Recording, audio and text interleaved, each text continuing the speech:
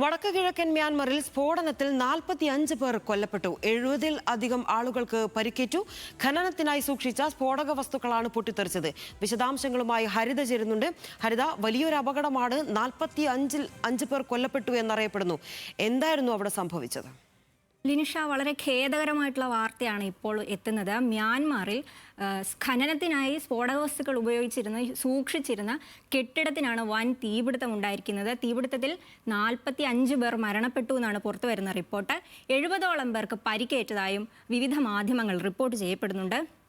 നാംകോങ് ടൗൺഷിപ്പിലെ കോങ്ടബ് എന്ന ഗ്രാമത്തിൽ ഉച്ചയോടെയാണ് അപകടമെന്നാണ് പുറത്തുവരുന്ന റിപ്പോർട്ടുകൾ പറയുന്നത്. ചൈനീസ് അതിർത്തിയിൽ നിന്നും 3 കിലോമീറ്റർ അകലെയുള്ള വെറും 3 കിലോമീറ്റർ മാത്രം അകലെയുള്ള ഗ്രാമത്തിലാണ് ഇത് സംഭവിച്ചതെന്നാണ് പറയപ്പെടുന്നത്. എന്തായാലും 100-ലധികം വീടുകൾക്ക് കേടുപാടുകൾ പറ്റിയതായിട്ടും സ്ഥിരീകരിക്കുന്നുണ്ട്.